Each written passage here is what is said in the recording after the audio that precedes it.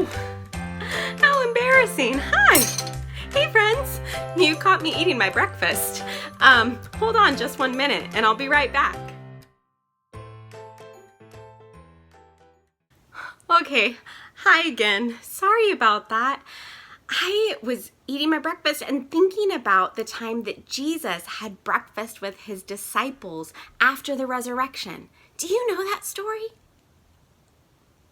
Oh, it's a really, really good one. So I was reading about it this morning in John chapter 21, and Jesus was on the beach, and some of the disciples, including Simon Peter and John and Thomas, were out fishing. They didn't know Jesus was on the beach, and they'd been fishing all night and they caught nothing. And then as they were starting to come into shore, Jesus called out to them and said, "Did you catch anything?" And they said, "No." And he said, "Cast your net on the other side." And they did, and they caught so many fish that their net was completely full.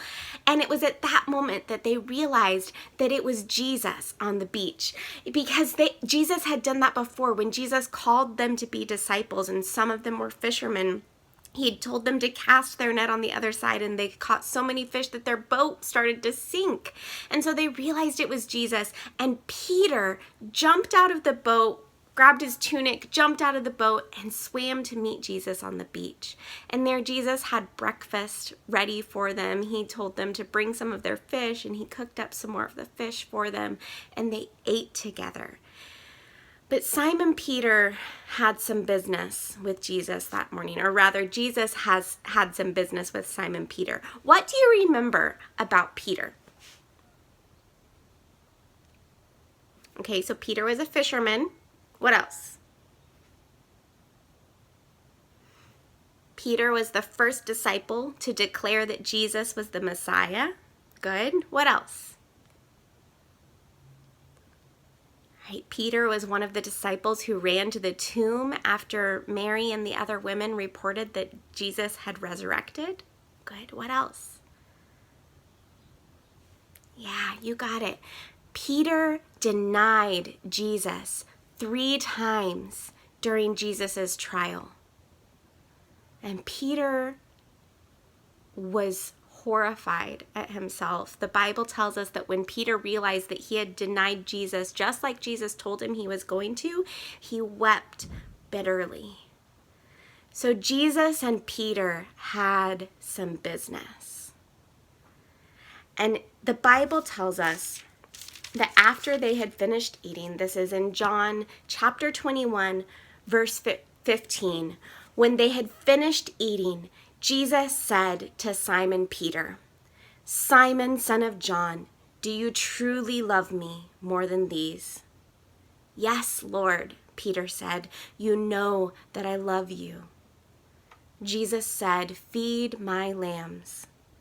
Again, Jesus said, "Simon, son of John, do you truly love me?" He answered, "Yes, Lord, you know that I love you." Jesus said, "Take care of my sheep." The 3rd time, Jesus said to him, "Simon, son of John, do you love me?" Peter was hurt because Jesus asked him the 3rd time, "Do you love me?" He said, "Lord, you know all things. You know that I love you." And Jesus said, "Feed my sheep. I tell you the truth, when you were younger, you dressed yourself and went where you wanted. But when you are old, you will stretch out your hands and someone else will dress you and lead you where you do not want to go."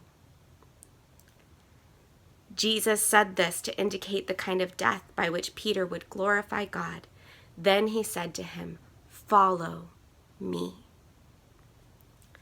Now, a lot of this can be confusing, and a lot of really smart people have written books and sermons about this encounter between Peter and Jesus, looking at the original language, looking at even just what it means that Peter put on his tunic before jumping off the boat. All of this has a lot to it. But what I want you to take away today is that Jesus does not abandon us when we make a wrong move.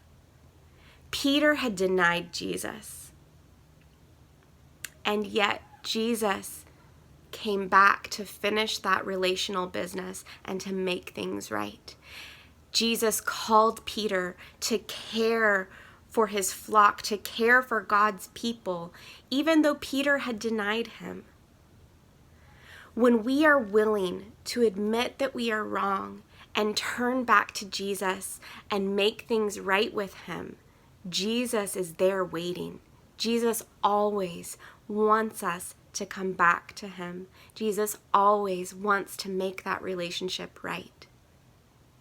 So friends, as you go about your day, you might do some things wrong. You might snap at your brother or your sister or your parents, or if you're an adult, you might snap at your kids or your spouse. You might doubt that God is really there, which is normal. You might break something, which is not a sin. We all break things, but it happens, but it's a mistake and we feel bad about it. God is always there, no matter how innocent or how egregious our missteps. Jesus is always there to cook us breakfast and tell us to follow him. Friends, I love you so much. I hope that you have a blessed day. Thank you for joining me in this Bible time. And I will see you again soon. Bye, friends.